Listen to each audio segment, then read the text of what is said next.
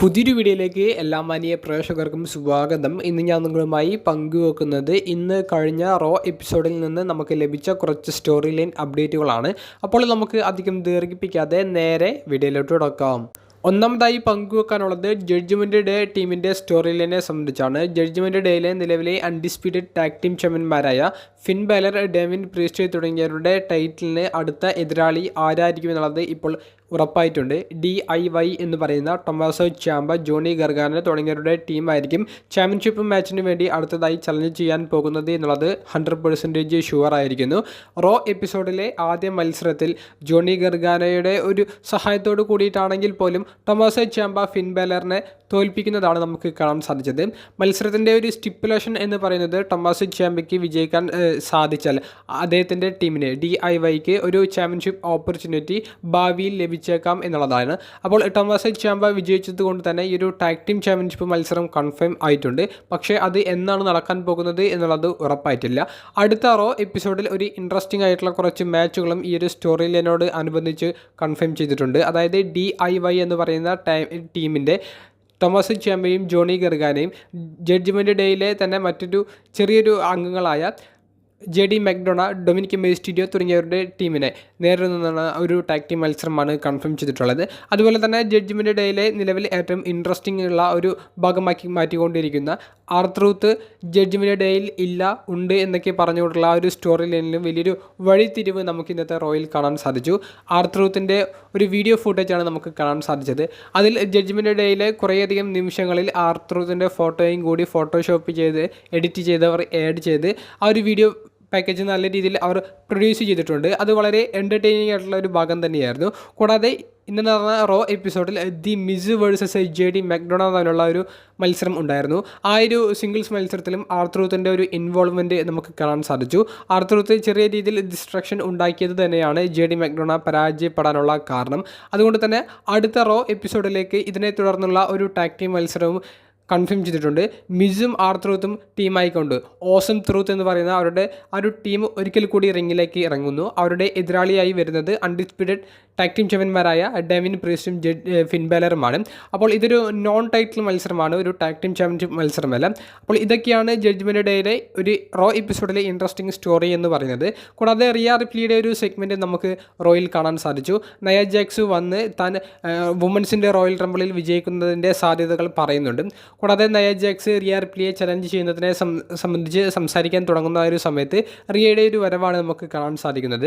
റിയയുടെ ആ ഒരു വരവും പിന്നീട് നയ ജാക്സിനോട് പറയുന്നത്, എൻ്റെ പേര് നീ പറയേണ്ട ആവശ്യം നിനക്കില്ല, നീ റോയൽ റംബിളിൽ വിജയിച്ചിട്ടില്ല, വിജയിച്ചാൽ മാത്രം തൻ്റെ പേര് പറഞ്ഞാൽ മതി, ഞാൻ ഈ ഒരു അച്ചീവ്മെൻറ്റുകളെല്ലാം കരസ്ഥമാക്കി റസൽമേനിയയിൽ ചാമ്പ്യൻഷിപ്പൊക്കെ വിജയിച്ച് ഡൊമിനൻ്റ് ആയിട്ടുള്ള ഒരു റെസ്ലറായിട്ട് നിൽക്കുന്നതാണെന്നാണ് റിയ കൊടുക്കുന്ന മറുപടി. നയ ജാക്സ് അവസാനം പറയുന്നത് താൻ റോയൽ റംബിളിൽ വിജയിച്ചാൽ റിയയെ തന്നെയായിരിക്കും ചലഞ്ച് ചെയ്യുക എന്നാണ്.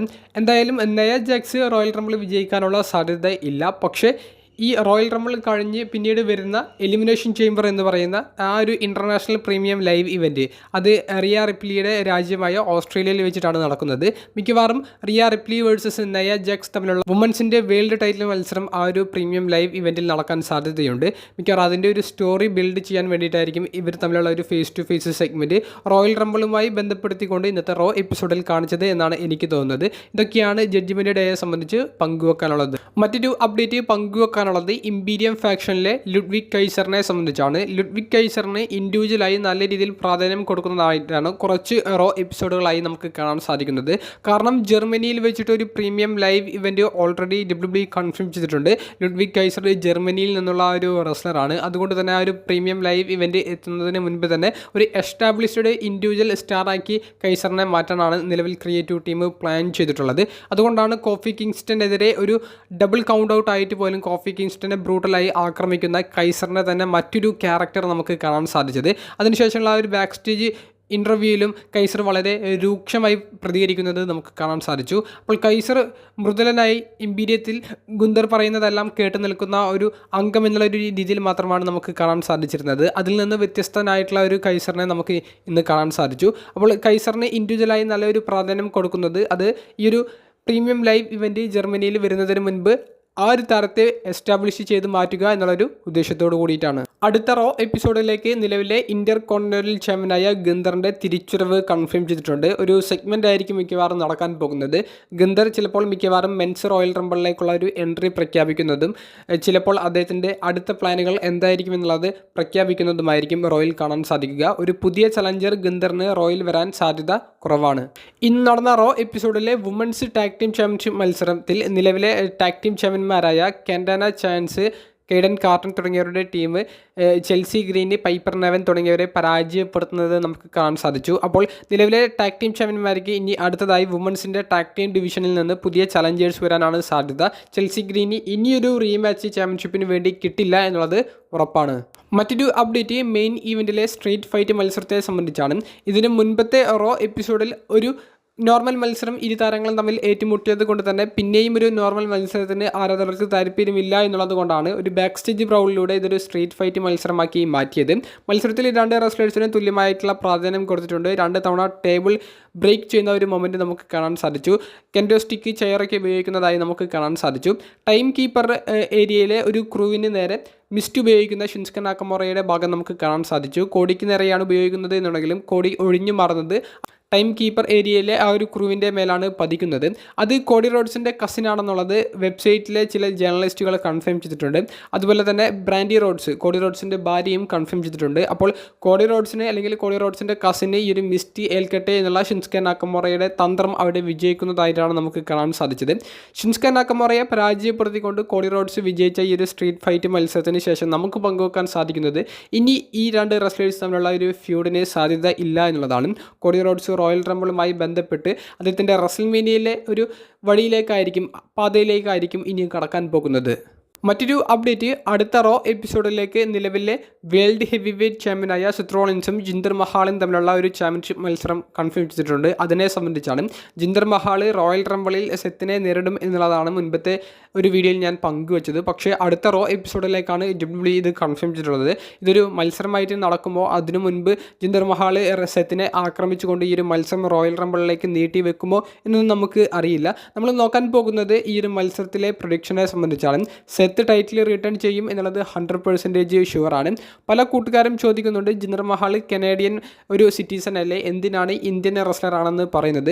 WWE ജിന്ദർ മഹാളിനെ പ്രസൻറ്റ് ചെയ്യുന്നത് ഒരു ഇന്ത്യൻ റെസ്ലർ എന്നുള്ളൊരു രീതിയിലാണ്. അതുകൊണ്ടാണ് റോക്കിൻ്റെ റിട്ടേണിന് മുൻപ് പഞ്ചാബിയിൽ അദ്ദേഹം ചില വാക്കുകളൊക്കെ ഉപയോഗിച്ച് പറയുന്നത്. അപ്പോൾ WWE അദ്ദേഹത്തെ ഒരു ഇന്ത്യക്കാരൻ എന്നുള്ളൊരു രീതിയിലാണ് പ്രസൻറ്റ് ചെയ്യുന്നത്. അതുകൊണ്ടാണ് ഇന്ത്യ എന്നുള്ള ആ ഒരു വേർഡൊക്കെ ഞാൻ വീഡിയോയിൽ ഉപയോഗിക്കുന്നത്. അദ്ദേഹം കനേഡിയൻ സിറ്റിസൺ ആണെന്നുള്ളതും എനിക്കറിയാം, ഇന്ത്യൻ വംശജനാണെന്നുള്ളതും എനിക്കറിയാം. അപ്പോൾ ജിന്ദർ മഹാൾ വിജയിക്കാൻ എന്തെങ്കിലുമൊക്കെ ഒരു സാധ്യത ഉണ്ടോ എന്ന് ചോദിക്കുമ്പോൾ ഇല്ല എന്നാണ് പങ്കുവെക്കാനുള്ളത്. ഇതൊരു ഫില്ലർ ഫ്യൂഡ് പോലെ സെത്തിന് മുന്നിലേക്ക് ഇട്ട് കൊടുക്കുന്നതാണ്. സെത്തിന് ഇനി കരുത്തനായിട്ടുള്ള ഒരു എതിരാളി റോയൽ റംബിളിൽ വരാനും സാധ്യതയില്ല. ഇനി സെത്തിൻ്റെ ഒരു മെഗാ മത്സരം റെസ്ൽമേനിയയിൽ തന്നെയായിരിക്കും നമുക്ക് കാണാൻ സാധിക്കുക. അവസാനമായി പങ്കുവെക്കാനുള്ളത് റോ എപ്പിസോഡിൻ്റെ കിക്ക് ഓഫിലെ സെഗ്മെൻറ്റിനെ സംബന്ധിച്ചാണ്. ഡ്രൂ മാക്കിൻറ്റയർ വേഴ്സസ് CM പങ്ക് തമ്മിൽ എന്തെങ്കിലും യഥാർത്ഥ ഇഷ്യൂ ഉണ്ടോ എന്നുള്ളത് പലർക്കും സംശയമുണ്ട്. എന്നാൽ അത്തരത്തിലുള്ള യാതൊരുവിധ റിപ്പോർട്ടുകളും നമുക്ക് ലഭിച്ചിട്ടില്ല. ഇതെല്ലാം സ്റ്റോറി ലൈൻ പ്രകാരം, സ്ക്രിപ്റ്റ് പ്രകാരമുള്ളത് തന്നെയാണ് റോയിൽ അവർ ചെയ്യുന്നത്. CM പങ്കിനെ മാക്സിമം ഡ്രൂ മാക്കിൻറ്റയറിനെ ഉപയോഗിച്ചുകൊണ്ട് അവർ നല്ല രീതിയിൽ ചൊറിയുന്നുണ്ട്. അതായത് CM പങ്കിൻ്റെ പാസ്റ്റ്, CM പങ്കിൻ്റെ AEWയിലെ ഹിസ്റ്ററി എല്ലാം ഡ്രൂ മാക്കിൻറ്റയർ ഇൻഡയറക്റ്റായി ഇന്നത്തെ ആ ഒരു സെഗ്മെൻറ്റിൽ പറഞ്ഞു പോകുന്നുണ്ട്. ഡ്രൂ മാക്കിൻറ്റയറിൻ്റെ സെഗ്മെൻറ്റ് ആരംഭിക്കുന്നത് തന്നെ ഡ്രൂ മാക്കിൻറ്റയർ എങ്ങനെ പരാജയപ്പെട്ടു എന്നുള്ളത് ഓർത്തെടുക്കുന്നതോട് കൂടിയിട്ടാണ്. ഡാമിയൻ പ്രീസ്റ്റിൻ്റെ ക്യാഷിൻ ശ്രമം ഡ്രൂ മാക്കിൻറ്റയറിൻ്റെ പരാജയത്തിന് വലിയ വഴി തുറന്നിട്ടുണ്ട് എന്നുള്ളത് ഡ്രൂ മാക്കിൻറ്റയറിന് മനസ്സിലായി. ഡാമിയൻ പ്രീസ്റ്റിനുള്ള ഒരു വെല്ലുവിളിയും ഒരു വാർണിങ്ങും ഡ്രൂ കൊടുക്കുന്നുണ്ട്. അതിനുശേഷം CM പങ്കിനെ കുറിച്ചിട്ടാണ് ഡ്രൂ പറയുന്നത്.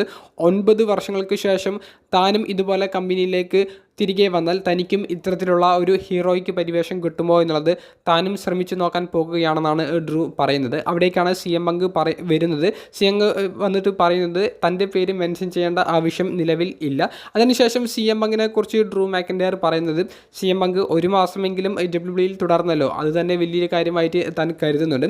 CM പങ്ക് ഒരു ലോക്കർ റൂം ലീഡറാകാൻ വേണ്ടി ശ്രമിക്കുകയാണ്. പക്ഷേ ഇവിടെ ലോക്കർ റൂം ലീഡറാകാൻ സാധിക്കില്ല. കാരണം CM പങ്ക് കമ്പനി വിട്ടുപോയി തിരികെ വന്ന ആളാണ്. അതുകൊണ്ട് തന്നെ എന്നെ പോലെയുള്ള സീനിയേഴ്സ് ഇവിടെയുണ്ട്. അപ്പോൾ ഞങ്ങളാണ് CM അങ്ങനെ പോലെയുള്ള താരങ്ങളെ ഭരിക്കേണ്ടത്. അതുകൊണ്ട് നിനക്ക് ലോക്കർ റൂം ലീഡർ ആവാൻ പറ്റില്ല. നീ പണ്ട് ശ്രമിച്ചതുപോലെ ഇനി ശ്രമിച്ചിട്ടും കാര്യമില്ല, നിനക്ക് ആകാൻ പറ്റില്ല. കൂടാതെ CM അങ്ങനെ കിട്ടുന്ന ആ ഒരു പ്രിവിലേജിനെ സംബന്ധിച്ചും ഡ്രൂ മാക്കിൻറ്റയർ പറയുന്നുണ്ട്. അതായത് 9 വർഷങ്ങൾക്ക് ശേഷം തിരികെ വരുമ്പോൾ കിട്ടുന്ന ആ ഒരു ഹീറോ പരിവേഷം, അതിലൊന്നും വലിയ കാര്യമില്ലെന്നാണ് ഡ്രൂ പറയുന്നത്. CM പങ്ക് അതിനുള്ളൊരു മറുപടി കൊടുക്കുന്നത്, താൻ ലോക്കർ റൂം ലീഡറാകാനാണ് തിരിച്ചു വന്നത്, ഞാനിവിടെ കൂട്ടുകാരെ ഉണ്ടാക്കാനുമല്ല തിരിച്ചു വന്നത്, താനിവിടെ റോയൽ റംബിൾ വിജയിക്കുക, റസൽമേനിയ മെയിൻ ഇവൻറ്റ് ചെയ്യുക എന്നുള്ളൊരു ഉദ്ദേശത്തോട് കൂടിയിട്ടാണ് തിരികെ വന്നത്. അത് ആർക്കും തടയാൻ സാധിക്കില്ല. റോയൽ റംബിളിലേക്കുള്ള ഡ്രൂ മാക്കിൻറ്റയറിൻ്റെ എൻട്രിയും പ്രഖ്യാപിച്ചിട്ടുണ്ട്. ഡ്രൂ മാക്കിൻറ്റയർ പറയുന്നത് പങ്കിനെ താൻ എലിമിനേറ്റ് ചെയ്യും എന്നുള്ളതാണ്. എന്നാൽ പങ്ക് പറയുന്നത് ഡ്രൂവിനെ എലിമിനേറ്റ് ചെയ്തുകൊണ്ട് റോയൽ റംബിൾ CM പങ്ക് വിജയിക്കുമെന്നാണ്. അപ്പോൾ ഇത്തരത്തിലുള്ള വലിയൊരു വാഗ്വാദം നമുക്ക് ഇന്നത്തെ ആ ഒരു ഓപ്പണിംഗ് സെഗ്മെൻറ്റിൽ കാണാൻ സാധിച്ചു. ഇത്തരത്തിലുള്ള ഒരു വാഗ്വാദം ഇരു റെസ്ലേഴ്സും തമ്മിൽ നടത്തുന്നത് 2024 തന്നെ, ഈ ഒരു വർഷം തന്നെ ഇരു റെസ്ലേഴ്സും തമ്മിലുള്ള ഒരു നോൺ ടൈറ്റിൽ ഫ്യൂഡ് വരുന്നതിൻ്റെ കാര്യങ്ങൾ കാണിക്കാൻ വേണ്ടിയിട്ടാണ്. അല്ലെങ്കിൽ CM പങ്ക് ചാമ്പ്യൻ ആയതിനു ശേഷം ഡ്രൂ മാക്കിൻറ്റയർ ആദ്യ ചലഞ്ചറായി വരാനുള്ള സാധ്യതകൾ ഉണ്ട് എന്ന് കാണിക്കാൻ വേണ്ടിയിട്ടാണ്. കൂടാതെ റോയൽ റംബിളിലെ ചെറിയൊരു ബിൽഡപ്പ്, ആര് വിജയിക്കുമെന്നുള്ളൊരു ആകാംക്ഷയും വർദ്ധിപ്പിക്കാൻ വേണ്ടിയിട്ടാണ് ഡ്രൂവും CM പങ്കും ഫേസ് ടു ഫേസ് വരുന്ന ഒരു സെഗ്മെൻറ്റ് കൊടുത്തത്. അതിനേക്കാൾ വലിയൊരു കാര്യമായി എനിക്ക് തോന്നുന്നത് CM പങ്കിൻ്റെ കഴിഞ്ഞു പോയ കാലഘട്ടം AEWയിൽ വർക്ക് ചെയ്തതും AEWയെ കുറ്റം പറഞ്ഞതുമെല്ലാം അവർ ഇൻഡയറക്റ്റായി സ്റ്റോറി ലൈനായി ഉപയോഗിക്കുന്നുണ്ട്. CM പങ്കിനെ എപ്പോഴും ഒരു കോൺട്രവേഴ്ഷ്യൽ സ്റ്റാർ, ഒരു വിവാദപരമായിട്ടുള്ള ഒരു താരം എന്നുള്ളൊരു നിലയിൽ നിർത്താനാണ് WWE ഇപ്പോഴും ആഗ്രഹിക്കുന്നത്. കൂടാതെ CM പങ്കിൻ്റെ ഉള്ളിലെ ആ ഒരു ഹീലായിട്ടുള്ള വില്ലനായിട്ടുള്ള ആ ഒരു പരിവേഷം അത് എപ്പോഴും വേണമെങ്കിലും പുറത്തേക്ക് വരാൻ സാധ്യത ഉണ്ട് എന്നുള്ളതൊക്കെ അവർ ഇൻഡയറക്റ്റായി സെഗ്മെൻറ്റിലൂടെ കാണിക്കുന്നുണ്ട്. അങ്ങനെ ടോട്ടൽ പാക്കേജ് ആയിരുന്നു ഇന്നത്തെ സെഗ്മെൻറ്റ് എന്ന് പറയുന്നത്. അടുത്തൊരു വീഡിയോയുമായി കാണുന്നത് വരെ ബൈ.